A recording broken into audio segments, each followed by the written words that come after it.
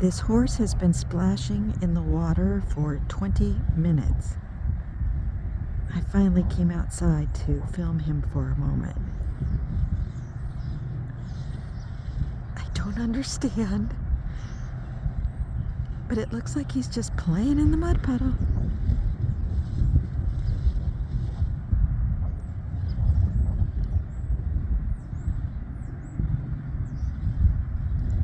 Anybody know what this horse is doing besides having a lot of fun? It's Wednesday, February 15th here in Northern California. It is sunny but chilly.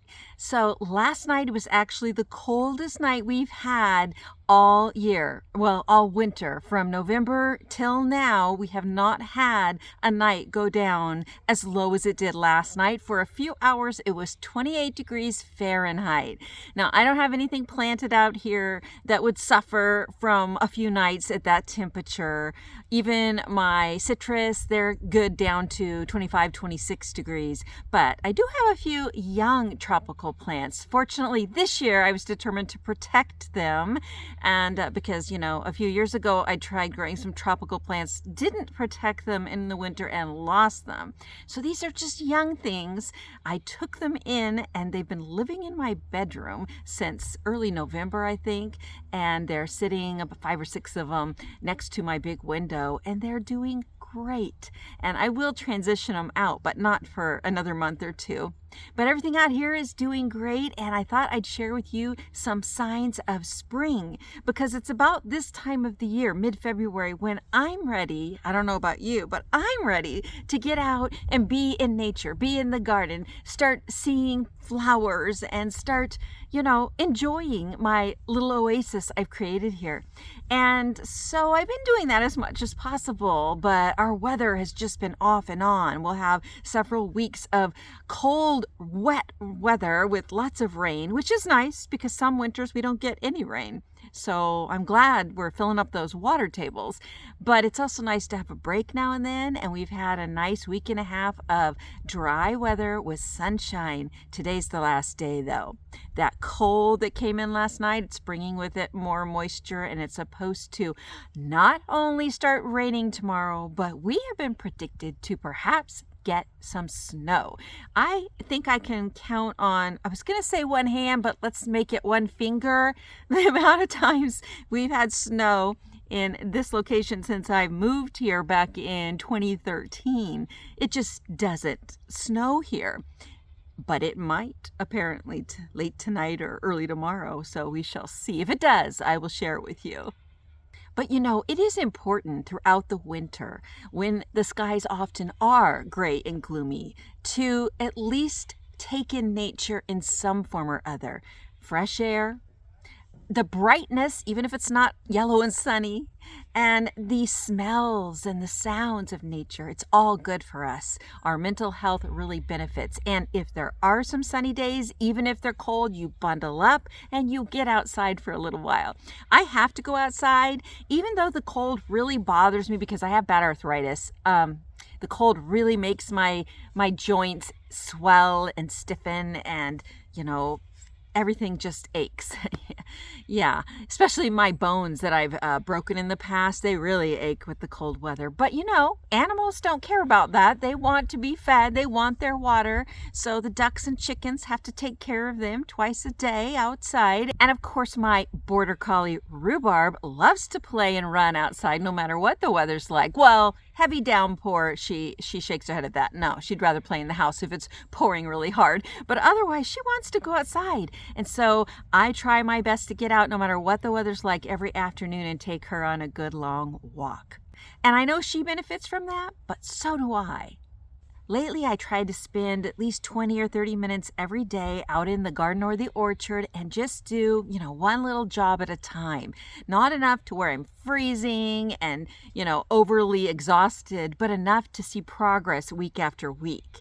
I still have more jobs to do, and in fact, I'm going to take you with me on one of these jobs. So after this next bout of rain lets up, maybe in 5 or 10 days, hopefully sooner, but it might be that long, I intend to create a dry creek bed. At least most of the year, that's what it's gonna look like. A dry, pretty creek bed full of rocks and flowers along the borders. But during the winter months, when we have, as we have this winter, a deluge of rain for several days, this dry creek bed is going to be a drainage path for the water that currently just pours down my garden slope and sadly right off into my carport.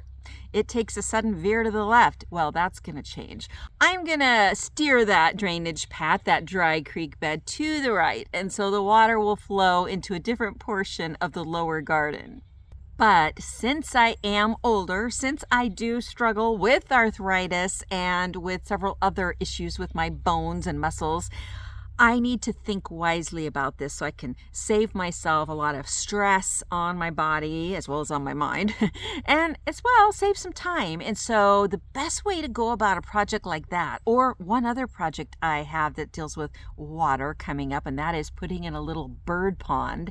One really great strategy is to do your digging after heavy rains. When the water has been soaking into your ground for weeks and weeks, it's the best time to do any digging you need to do. Now, I don't dig for garden beds. I pile on the compost and sort of hugelkultur any new beds I do. I think I have some videos in the past on that.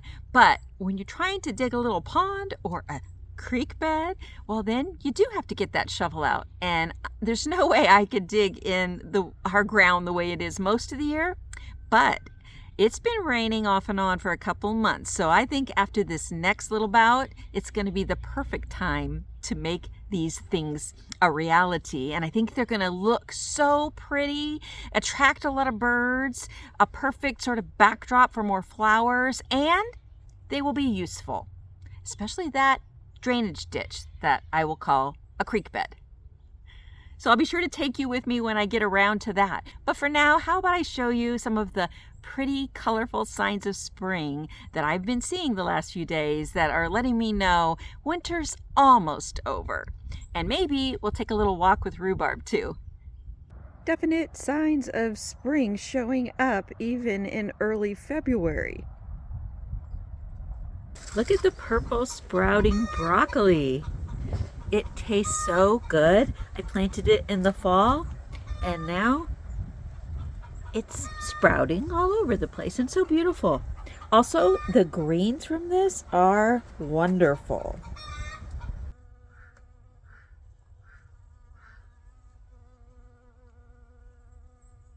The purple treacle is starting to blossom, and I'm gonna let it for a while. The bees enjoy it, the birds love it, so no worries. As soon as I cut off the blossoms, the leaves will start getting bigger again. The hellebores are looking gorgeous.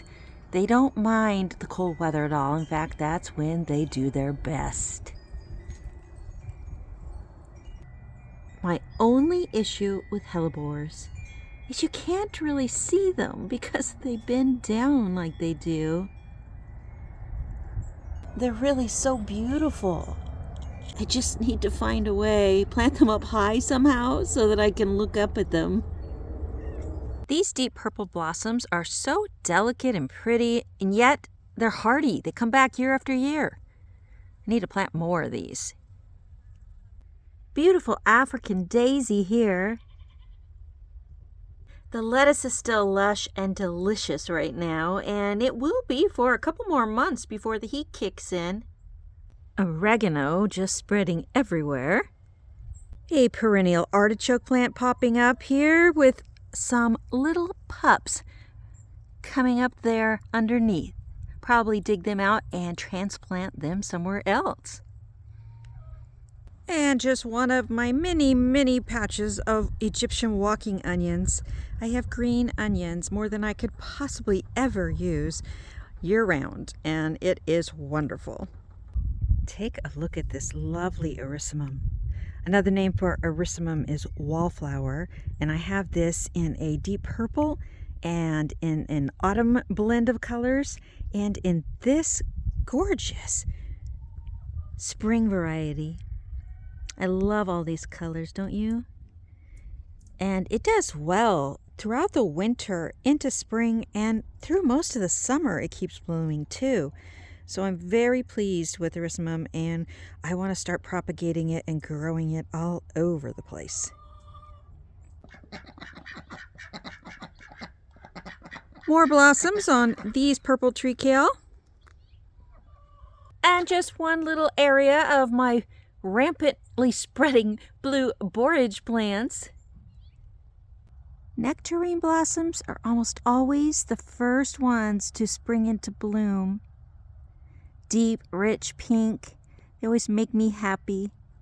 I've caught these just before they blossom out. How pretty are those? They only bloom in the very end of winter. They do not last here in the heat, but they come back every year. I mean, geranium, they just bloom all year round and you can't kill them no matter what you do.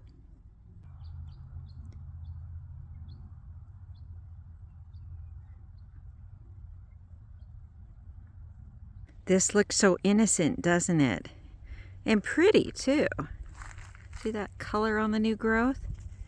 I've cut this back so many times. Do you know what that is? I'll show you.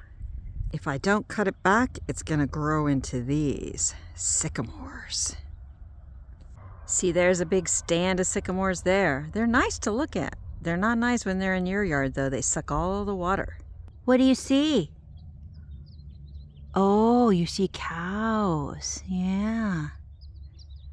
There's always so much fun stuff to see when we go for a walk, huh? Let's go.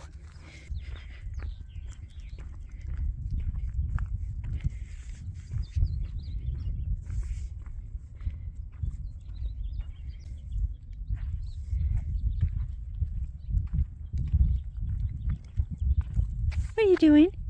No, you can't go over to that water. That's a mud swampy area. Also, it's behind a fence. Yeah.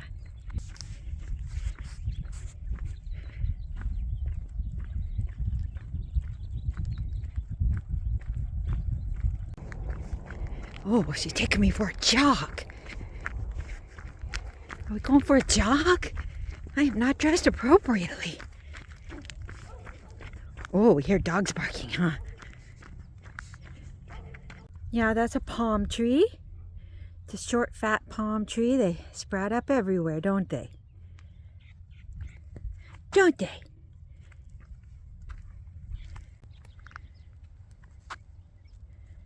That's a pretty view. What do you see? You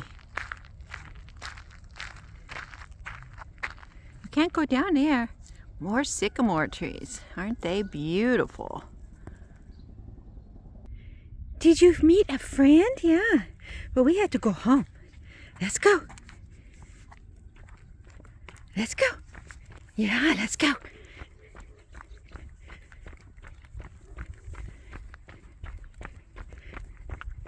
Well, that was fun. I hope you enjoyed it like I did. And you know, it occurred to me while we were out walking that I didn't mention what these are. Now, a year ago, last February in 2024, I actually did a video on these, and I realized this week that I haven't mentioned these gloves even once since then. But these gloves have made all the difference in the world to me during the cold winter months. Now, if you want all the specifics, you can go back and watch that video. I'll link it at the end of this video. But basically, these are one compress gloves. They're compression gloves, and they actually work. The compression effect, improves the circulation, which lessens the inflammation and increases both the healing and the ease with which you can move. The swelling goes down, the stiffness goes down. I realized that it actually worked quite a bit for me last February, and that's why I did that video and started being an affiliate for these. But, in the summer, it's so hot around here. My arthritis in my hands improves a lot during the summer all on its own. My hips is another matter, but I don't think they have compression gloves for your hips, sadly. But as soon as the cold weather kicked in again in the beginning of December, I remembered how great these were last year, and I pulled them out and started using them again. And I tell you what, the difference that they make for me is amazing. And if I've had a really bad day, if it's been really cold and my arthritis is really acting up, my hands are really swollen and stiff, I will wear these overnight. And it's just amazing how different my hands look in the morning, let alone feel. But the swelling will go down. You know, I can see my knuckles again, and I can move my hands, which is kind of important if you're trying to use pruning tools and such. So I just thought I'd mention them again now. Also, I'll put a link below that if you are interested in learning more about them, you can go to the One Compress website, and if you use my coupon code, all of City Oasis, pretty easy to remember, you can get 10% off. But I noticed when I checked out their website today that they're having a big winter sale. And so if you buy 2 or 3 or a 4-pack, you can get a huge discount on what these cost. And they are worth every penny. In fact, I'm going to buy some more for myself. They have a new bamboo glove. These are cotton, completely breathable and washable, but they have a new bamboo glove, also washable, that has a rubberized grip on the palm. I am definitely going to get some of those and use them. From everything I've read and heard from others who've used them, they love them just as much as these.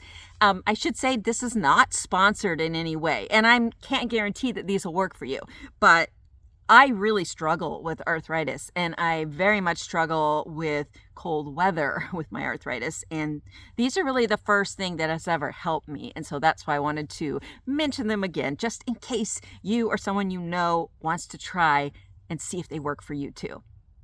So in one of my next few videos, I'm going to take you with me to the quarry where I'm going to be getting the rocks that I'm going to line my dry creek bed with. And I'm going to look around and see what perennial flowers do I have that I can propagate and transplant around the edges of that creek bed and around my little bird pond, because I want it to look nice. I want it to look lovely, but I want it to be inexpensive. So I'm going to seed some flowers, and I'm going to do some cuttings from some of my long-standing perennials that I know I can count on. For instance, gazanias and borage and African daisies and erysimum, maybe some alyssum, some snapdragons. I mean, the list goes on and on. It's kind of fun to think about what I'm going to plant there. And yeah, if I get those seeds in now, a lot of it should start springing up with the rain. So I need to get on this project really quickly, and like I said, I'll definitely take you along with me. Wherever you are in the world, I hope you are enjoying nature, springtime for a lot of you, and I hope you're enjoying planning what you're going to do in your garden and orchard this year. I know I'm having fun with it, even though I'm cutting back on the sheer number of veggies I'm planting. I'm going to make what I am growing look all the more beautiful and make it more easy on myself too, with a lot more automatic watering. So until next time, wishing you a happy February, and as usual, happy growing. I have no idea how long the horse will continue to do this, but it could go on for hours.